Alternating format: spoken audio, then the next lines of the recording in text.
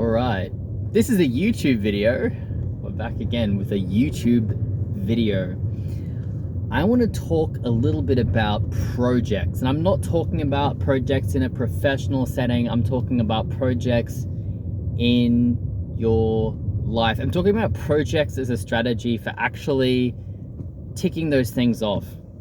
And I'm thinking about, and I want to talk a little bit about thinking of projects in terms of thinking about maybe hobbies. And look, you can do what you want. Don't listen to me when it comes to certain hobbies, certain not so important life goals. And when I'm talking about not so important life goals, I'm talking about, like, for instance, I want to get good at running, or I want to run more.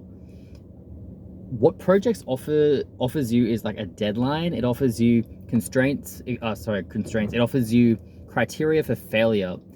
And I'm not talking about criteria in terms of pressure. I'm just talking about criteria in terms of something to aim for, some kind of framework in which you want to execute this project under. The reason why I wanted to talk a little bit about this is because it took me a long time to understand how to do projects. It honestly took me an entire degree to understand how to do projects. And what I mean by that is that I've done 2 bachelor's degrees, and in my first bachelor's degree, I did not learn how to execute projects. I didn't know how to plan. I didn't know how to estimate. I didn't know how to plan projects, by myself. I could do it in a group for some reason.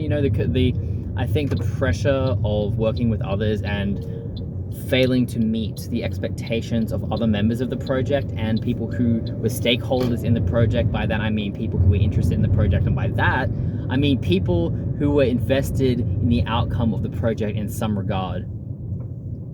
So it wasn't until halfway into my studies in computer science that I really had to learn how to actually complete a project, because my certificate of graduation depended on it. So that's why I want to talk a little bit about projects and how, in my experience, how it's really helped me to complete things, meet goals, and do the things I want to do more in my personal life. And I'll talk a little bit about the example of gym and getting shredded. And it's a joke. I think a lot of people who know me personally find it very annoying about my ongoing goal of getting shredded. It's been my goal to get shredded since I was 18, and I'm now 29.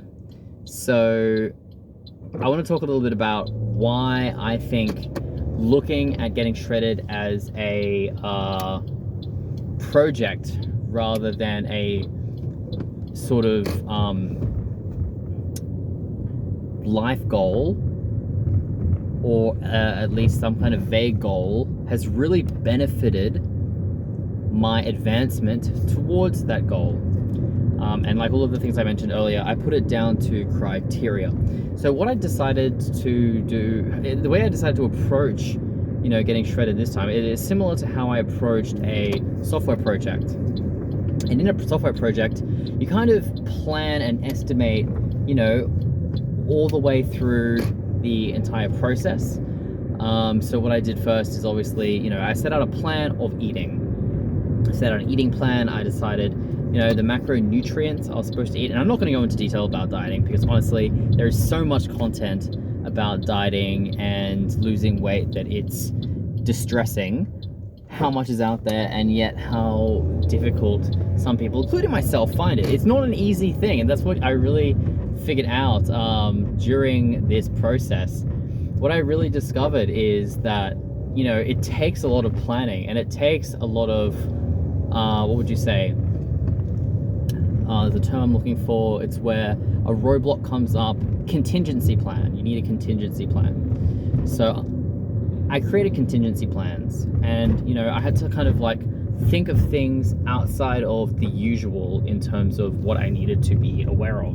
One example is I spent 2 weeks just sticking to a diet and not even cutting calories. So I wasn't really testing. I planned for 2 weeks not to test my discipline of eating less. It was just of eating to a diet. That was the discipline one. It wasn't like, okay, we're going to eat less and we're going to, you know, stick to this diet.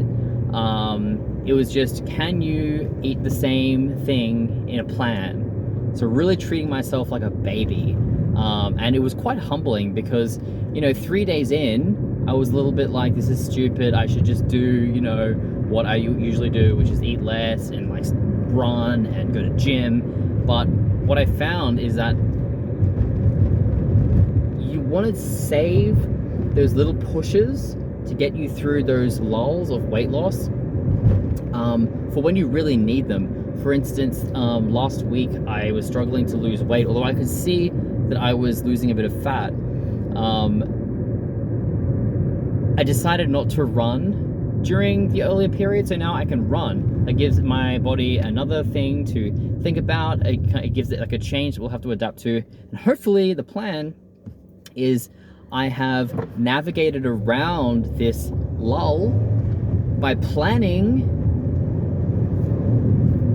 to run only when I needed to, and I think it's really going to work. And I'll check in with this later. But it was sort of a process of stepping through the entire process and really like putting myself in the shoes in that period of time and really being honest about the challenges that I had last time. This took me a long time to do. It took me an entire Saturday afternoon, and yeah, it was really quite a meditative practice, thinking back to the times of when I've attempted to do this again and the problems that I faced this time, and really being honest with like where I really sucked at it, and trying to figure out a way to get around those moments. So that's an example of how I applied a project type of framework to a not so important, you know, life goal. Having those constraints, having an end date for this was really helpful. It kind of gives you something to work towards. And another thing that not to the weightlifting thing, not to the losing weight thing that I applied, that also I applied to projects, is the idea of rescoping, right? Sometimes it's more important to finish the project than it is to complete. Sometimes it's more important to have a completed project rather than a perfect project. And that's a common framework that's used in software development, where they say working code today is better than perfect code tomorrow. And obviously there's certain instances where that isn't the right decision. For instance, when you have mission critical code or code that's used around humans and can hurt humans, you know, that's something that you wouldn't necessarily take that trade-off. But rescoping the project is important. Another example, currently working on a portfolio, and I have all of these great ideas for how I want to do these fancy CSS animations and really test my skills in CSS. And the process of creating the portfolio is testing my skills. But also I need to ship this, because this is a personal project, but also I need to use it to put myself out there and to get jobs. It's important for me to progress in my career to complete this. Better to have a working portfolio that's not the most flashy portfolio in the world than to have no portfolio. So, you know, you use those kind of reframing, rescoping techniques to complete your project. And that's pretty much what I wanted to talk about, you know, is just kind of like using a project framework in day-to-day life, and how, you know, it can really help to get more of the things that you want to get done. And I'm not saying that life's a race, you know, you don't have to rush through life doing projects. Like, not everything needs to be approached by a project manager's perspective, but certainly if there's a few things you want to tick off just to say you tried it, a project, mind frame might help you out. Anyway, that's enough chatting for tonight. Thanks again for listening. This is a YouTube video.